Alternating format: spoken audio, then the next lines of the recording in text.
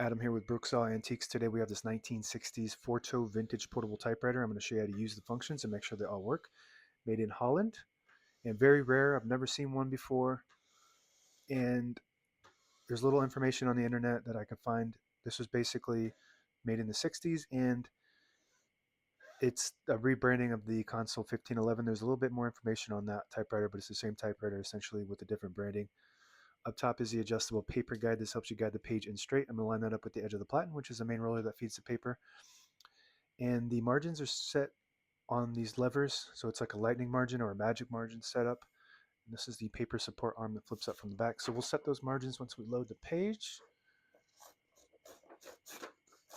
And this is the paper bail that sits on top. It's got two adjustable rollers. And if you load that page a little crooked, you could flip the paper release on the right, above the right knob there. Straighten it out, flip it back. Now you have a straight page.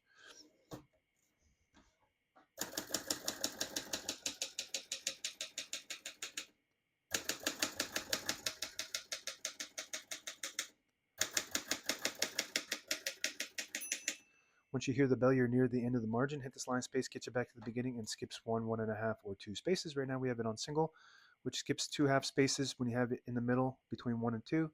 It skips 3 half spaces, and when you have it all the way up top, it skips 4 half spaces. Very light with the line space on this one. I think that's where I'm supposed to be. I'm not completely sure.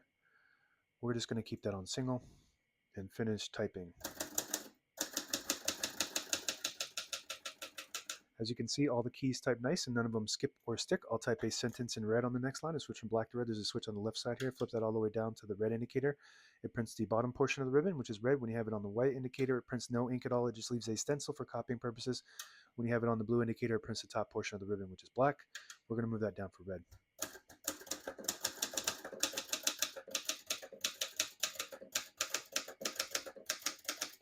Beautiful. It's got a really nice touch to it. It feels like a facet. It's like low cushion, low resistance, just kind of like it's like not a heavy, not a light, right there in the sweet spot. Really nice. It's a high quality typewriter, well engineered. It's not a cheap typewriter at all. It's all metal and high quality parts and print's beautiful. So in my opinion, this is a really nice typewriter. It feels, it's a European style typewriter. They made some of the best typewriters there in Germany and Holland and Italy.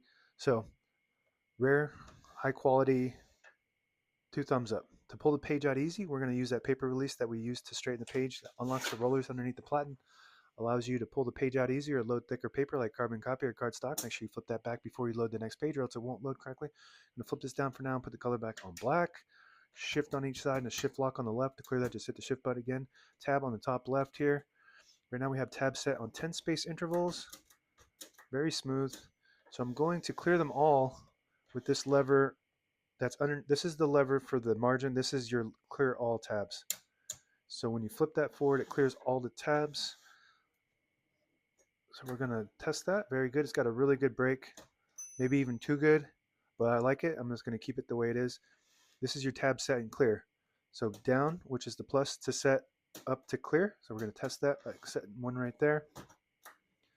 Very good. Now we're going to test the clear. Very good.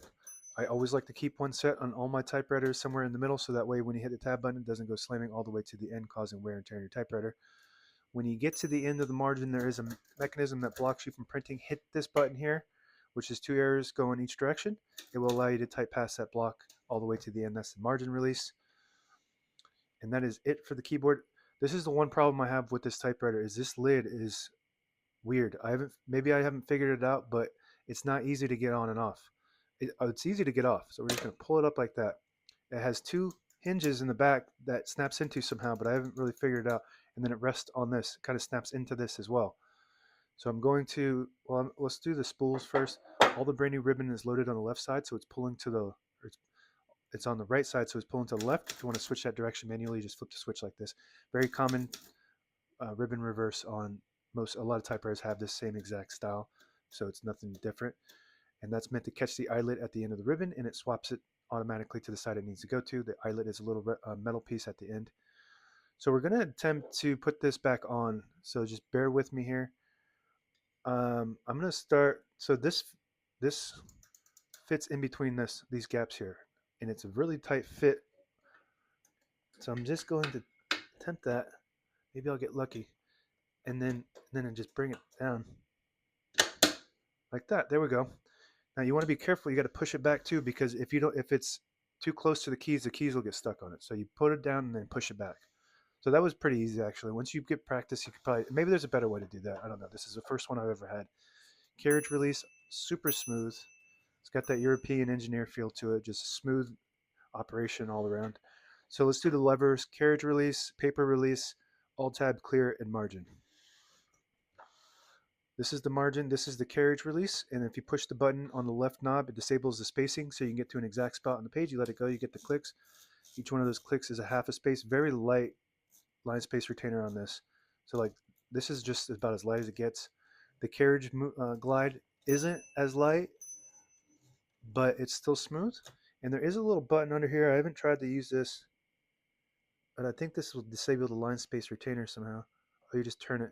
So you turn it towards the front and it disables the lines just like the button does, and then you rotate it towards the back and then you get the line space. So that's what that little under here does. And that's it. Now available on eBay or Etsy. Search Brooksaw Antiques.